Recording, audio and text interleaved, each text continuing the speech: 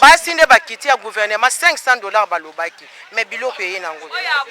ndenge papa lobaki ke biloko ekokita biloko ekiti nango te. C'est au contraire que biloko emati nde koleka mindele balingi koteka biloko te bakomi koloba na biso kaka biloko na bino gouvernement eya biloko ya gouvernement mais biloko ezoya nango te soki moyen ezali avant ya loba il fallait biloko eya après ya lobi ya lobi avant donc a chanter victoire avant guerre to souffrir tala yo moko moni asala nde fort biloko eki tala na sombaka lipa oyo na Shoprite lipa na sombaka ngo 1100 lelo nakende kosomba lipa ekomi na 1400. Est-ce que bakonzi oyo bazo travailler na Fati Beton baza derrière Fati Beton to baza derrière na ba étranger? En tout cas makambo oyo na kosenga nde bino ne ba journaliste ba opérateur économique. En tout cas to pesa pe faute pe na ba opérateur économique te na faute na kopesa ngo na gouvernement pour gouvernement soki bazwa suivi ya ba opérateur économique jamais pour na peuple d'abord. Oyo Antoine Félix Tshisekedi oyo aza mwana mboka aye toza na esengo mpo na ye mais ba opérateur économique bamataka babiloko jusque assez que lipe ezalaki lobinga na so 1100 lelo ekomi 1400 olike tomataka ata 20 francs tomataka ata 20 francs to 50 francs mbala moko de 120 de 1100 à 1400 combien 300 francs emati likolo. Mais c'est grave. Alors biso peuple congolais tokotelema pona makambo oyo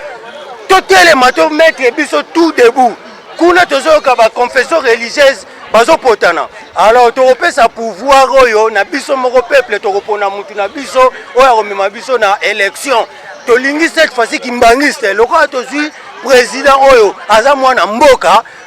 fumu kimbanga kosala et puis tokozwa kimbangiste azala na place à moto na seni wana po kimbangiste ezo représenter peuple noir peuple moyindo ye moko fumu kimbangu aponela biso motindami oya koya ale bakitsa biso bakana ndunda po biso pe totiaka ndunda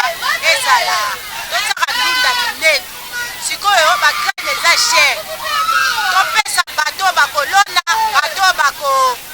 bato bakobalola eza tozopesa tarife ezozala ebele siko soki bakitisili biso bagrani biso pe mikala kuna bamama oyo bazolona wana pe bango mpe bakokitisa mikala kasi bango bazotia cher poani baosoba bagrani cher moni yango wana ndenge eza biloko ezaka toujours ya komata fale siko biloko ekita po biso pe etokitisa mikala 30 000 eza te mikala ebanikaka na 60 000 ba 80 ba 100 moko pe na maboko eza te tozomona pasi neti tozonikala cher po ozwa mbongo wana ezali mwa pasi bakilia mpe basali Privali, papa des enfants, en tout cas, merci Nandenge au Pesibiso image wana. Ouais, ndeko Abel Mouno. Oui. Donc tout en plein marché il y a Bandalungwa. Donc vous allez molobeli ya ba population, vous allez molobeli ya ba peuple. Mais ba maman na biso bilongi ya koteba, bilongi ya kokanga, biloko ti siko na 16h ezo kindete. Ba biki ba tu bazo ko somba te. Commentaire non. Bon, narobanana nous ko féliciter pour na émission na yo. Ndeko Ali Vision pour na émission na yo. Dimato émission na yo zozwa eza pena bien pozo lobela pena makambo mingi ozotala tout droit intérêt à peuple congolais. Dans moment oyo nakoyebisa yo eloko moko depuis mois de juin au ministre économie à la kaki biso ke biloko kokita tokomi dilo na mois d'août. C'est le rôle roi 2 mois. Ti sikoyo mesure wana eza respecté te tosali constanga na yo na kati ya wenzi awa au contraire kutu biloko mati lisusu na ndenge kosakana te. Mais tandis que ba politicien bango bazobomana mpona ba intérêt na bango moko. Mais ben intérêt au Italie intérêt direct ya population bazo kipe yango te. Intérêt direct ya population bazo kipe yango te. Au mona lelo bandeko belé ba kobenga batu babima libanda basala boye pona ba intérêt na bango moko. Mais intérêt au intérêt ya peuple congolais ndenge ministre alakaki biso ke biloko kokita. Biloko kokita. Ba produit de première nécessité. Ba produit de première nécessité kokita. Pesa kuna $10 banini. Mais to constater siko na ba wende tozambo na kati awa biloko ngo au contraire et mati lisusu amo ke kita. Et mati lisusu. donc tout le monde a que ministre économie tout le monde qui ezali qui pone ezali ballon de to ezala qui kaka pona ba proposition ya propagande to ndengeni to ndengeni. Ça fait déjà 2 mois toyoka ki socio qui tana $10 mais ti sikoyo au contraire socio za likolo. Au contraire socio za likolo. Patronat congolais tu éviter à quel jeu vous allez kusakana tu éviter ba leader d'opinion locaux la Senko locaux la Soki star ya mikolo le cardinal Ambongo. Est-ce que kota likambo te vraiment étali ba petit peuple? Est-ce que kota te likambo étali ba petit peuple au pesaka modo dans les locaux moko boye fake aïe ba okisa biloko parce que ba ministre ba o ba sala ki ba réunion ebele ba prouver que possibilité ya okitisa biloko ezali mais kasi mon cardinal na ebité yo etala ko kaka likambo kaka ya candidat na ya catholique ndé fort comme président enseigné ndé wana ndo telemeli likambo ezotala ba population nyonso to vraiment que la bango mawate ko soutenir bango ezali kaka kopesa discours to likambo ya malamu oyo gouvernement alobi eza yango mais de tous les jours tu dois comprendre position na yote ba discours nezaka ya ba best nini mais kasi likambo yango yo timisa news parlement populaire na dynamique banda telema ba sengi na yo que lobali loba moko to telemela feka kitsa biloko po ba gouvernant na biso ba lobi ki basa na possibilité o kitisa mais yo pozo lo beloko te yo totaka makambo etali ba politiciens etali quelques groupes d'individus oyo yo to ebi koza na ba intérêt na sima de coalition na royebisa yo eloko moko on ensenga na peuple congolais na biso ne to ça awa to za la raté car na bitite car que il faut politicien n'aime biso biso libanda non biso mo faut total ba intérêt na biso direct neti ba intérêt na biso neti ba biloko ya première nécessité boye ça ba biloko mo ba intérêt na biso direct pour ceux qui biloko ekiti et osate to za na wenze uniquement ya bato ya IDP so boso ma biloko wana o bato ya MSC ka boso ma biloko o bato ya PPRDT et ça intérêt na biso nyonso population. Mais entre bango na bango ba politicien bango baza déjà bien na ba intérêt na bango comprendre o eze loko moko bo eze loko ya parti politique eza loko ya couleur ya parti politique eze loko ya biso nyonso peuple congolais na yo ki ata bandeko na biso ba lusha te ba pesita idée que ninge za bo tozo marcher pour nous rappeler kaka ministre économie a respecté kaka eloko ala kaka biso pour na biloko ekita pour na moment o biso kozela te 2023 pour na peuple congolais lia tozo bundela makambo ya seni mais il faut to lia biso to kozela te kaka o ngana koma na abima président o asala boye pour na peuple congolais lia na moment o eza initiative ya kitoko ezwaki ke pour na biloko ekita so tozo na posa sikoyo ya accompagnement ya peuple congolais nyonso ya peuple congolais nyonso po eza eloko eza intérêt na biso personnel totika ote to bima boye to ko panza ba église to bima boye po to revendiquer tel asa na seni non wana eza ngana lo bango clair wana eza intérêt ya ba peuple congolais lelo eza les mêmes choses oyo reçu mukenja kufela mais lelo zo mona ba biloko zo répéter les mêmes choses zo se répéter pour le biloko oyo reçu mukenja kufela ozo mona wana eza ki intérêt ya ba politicien intérêt na biso ezali ke biso photo lia pour la nzala eleki na ndenge ko sakana te nzala eleki na ndenge ko sakana te biso toza na posa ministre économie en tout cas oza ministre soit décision en fermeté la décision na yo to mona biloko ekita biloko ekita ndenge olakaki biso ke so soit ne kokita na $10 poisson soya nene kokita na $15 pour na peuple congolais azo quand même moins souffle ya kolia en entre-temps bino bozala ba guerre ya ba positionnement na bino ya 2023 mais biso toza na guerre ya ba positionnement biso to na posa ya social na biso ya social toza na posa social na biso en tout cas tozali ko condamner bande gonyon surtout oyo bakei bongo ko panza biloko ya église universelle église catholique en tout cas tozali ko condamner yango timisa news parlement populaire dynamique bandal téléma Invert TV bande ko na biso surtout bazali ko condamner biloko wana ba art de vandalisme kasi soki curé moko soki évêque moko ya ba catholique alobi apesi nde position na ye ezali position ya église catholique était en tout cas to respecter nzambe tozali ko condamner ba art de vandalisme wana et continuer les sous-souter et continuer kasi dans l'entretemps tozali les sous ko continuer na ko sensibiliser papa cardinal makambo solo yango ya kokota yango oyo ezali ya kotala clair makambo wana to marché kaka pona makambo ba élection te to marché pona makambo eza siko kongola akokanga kanzala na ye po alia na prochaine élection makambo ya kosala ezande oyo tozali kosala. Et alors na ba dernières actualités, je crois uti kolanda ba guerre kuna na kati ya Seni ba catholique balinga kanje na bangwa bima ba to SCP balinga ka Daniel Kawata bima ou balinga ka ngotobo na bangwa bima église Kimbangi c'est bon quand même candidat na ya bimaki. Bon sikoyo les lectures na yo na makambo nozo mononde les lectures na ngai en tout cas na mambo esalami o eza eloko moko ya parti na ningo kosakana te omonike banganga nzambe bazo koyeba ko trouver solution te na mambo etali makambo ya kobimisa mutu moko ya Seni. Biso nyonso tozalaka soki eloko elekeli biso nyonso tokimaka na église nde apportera solution, mais bato tokenda mpo baporter solution bango moko bapesi bango ke babimisaka kaka mutu moko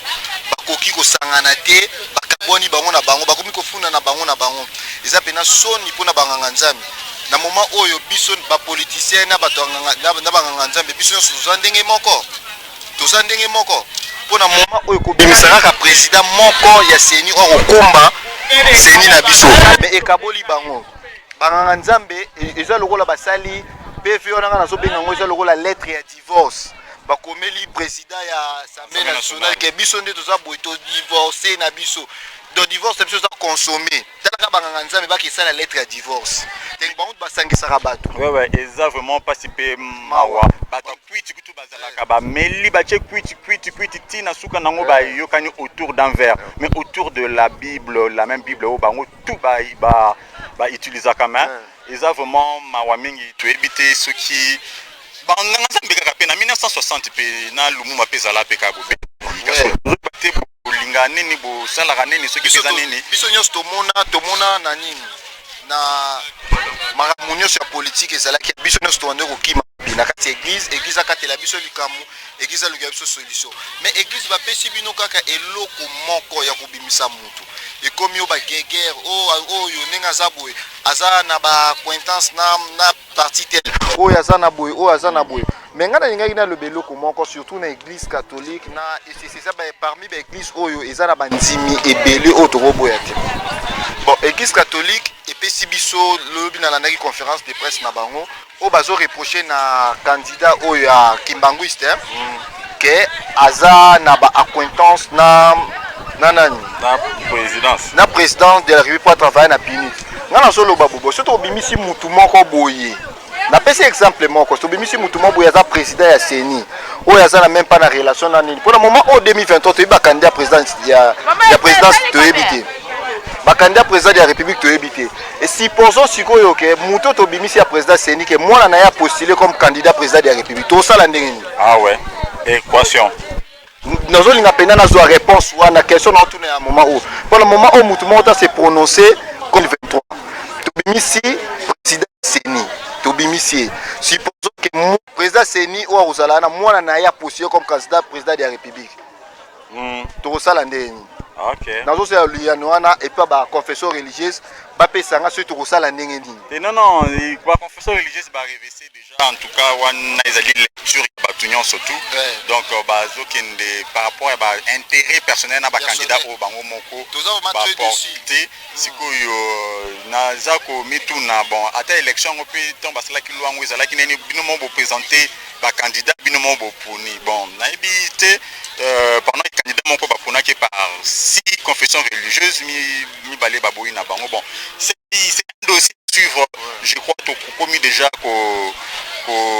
chuter na émission na biso action na moi très important na ko rappeler toujours karaké na peuple congolais en tout cas tous à la très mobilisé pour na marche auto ko sala pour na ko rappeler ministre économie à respecter promesse na ye o ailbaki na peuple congolais ke biloko kita wana eza biloko na biso tozozela yango wana a respecter pena promesse na ye donc osenga pena na peuple congolais biso nyonso tozala mobiliser lokola mutu moko to monisa pena ke bapoliticien ya turo tozotambola mpona mamu eteni intérêt na biso intérêt ya Seni te o bapona mute intérêt na biso moko ke so biloko wana ekiti biso nyonso tokose retrouver mutu nyonso aza na capacité na ye ya kosomba eloko tel ya kosala eloko tel basengi na peuple congolais azala activé tobima libanda te mpona mambo tel intérêt bapoliticien tokotambola so mpona intérêt bapoliticien te ministre ya économie biso tokolancer marche na biso pour na rappel oyebisa na bato ya fake bakitisa biloko ya kolia mais eloko esali biso kaka souci ezali likambo ya banganga nzambe totuni kaka question biso so problème ezali tokima pa banganga nzambe mais banganga nzambe basali lettre ya divorce baki kotikela mboso politicien ke toyokani te mboso alukela bango solution donc biso peuple congo biso ba position biso te place to andokima lisusu biso te place to andokima tu éviter place to bandokima en tout cas politique eza partout chers policiers tous un minimum de volonté pour faire développer ces pays aussi un peu de volonté en tout cas atako balobaka politique ngo ezaka science moko bato lukuta na yebi so RDC ngo bokomi sango business plan na bino osalaka makambo ezaka na ba intérêt na bino na ndenge bo créer ba confession jusqu'à bino moko bondimi boni bozusa donc bozoliaka ko sommet de ninya ngwana oyo peut-être bazoboya bazo ko contrer ko bazosela ki batindele Egypte to basala boy en tout cas to ebi ba moyen de pression na ba jeunes so bosalaka au sommet de l'état mais kasi tozana na temps on a te ya ko bandaka ko éclairer le peuple congolais concernant makambo surtout bozali ko beta likolo kuna kasi biso tokotikalaka toujours na maboko ya ba souverain première toujours na ndenge ya ko mobiliser bango na ko influencer bango ba s'intéresser na politique pe batala makambo wango de près kasi ba phénomène oyo ezali koleka na ville province de Kinshasa surtout ya ba jeune entre ba jeune to s'intéresser na politique pota ndenge ba politicien na ba onstu bazali ko dala likolo bazali ko sakana na biso tozana kana ba phénomène ba même moral ya ko salaka bilo mo bozanga tina otala depuis bozala ba même moral na basi moi ça beta boyo zo comprendre yo mobala beta boyo zo comprendre buta ba mo bosala bilan en tout cas bomonaka ke bozana ebungu tulu loko te 0 toujours lobi kuna pe bokoma na 50 ans 60 ans botala ba vient na biso ya babandal kane bazalaka bo 70 ans ba shibango ba moral ongaka boye bazawana botusa ba baboti bana ba tupe ba kolipeka kabongo en tout cas ba biloko na ba moral il faut kotika kasi mikolo comme un système je te trompe tu me trompes tu lui trompes avec tel je me trompe avec tel mais ce qu'on a souka nango bosali cercle ya ba trompeur bozomona te ke bozo salariat en tout cas to réveiller ba conscience na biso to sala makambo ko ezali kitoko pona République démocratique du Congo kasi to remercier bino tout ba super fan oyo bo na biso kasi de long je pense à l'inspecteur Cédric Komo Imbote na yo ozali super fan ya munene oyo olandaka masolo oyo kasi Christian Boni basango ya Esther Kina mbote na yo pe olandaka ozali molandi munene ya Timbisa News Parlement Populaire na cadre ya émission nango mbunzu kasi ino pe ba obulandaka biso ba abonné na biso surtout ya ba MVH pour s'abonner toujours ebele pour ne rien manquer na actualité de la politique congolaise kasi retrouvez le monarque Jean-Pierre Ali Vision dans un nouveau numéro de Mbuzu na Mbuzu Lobby.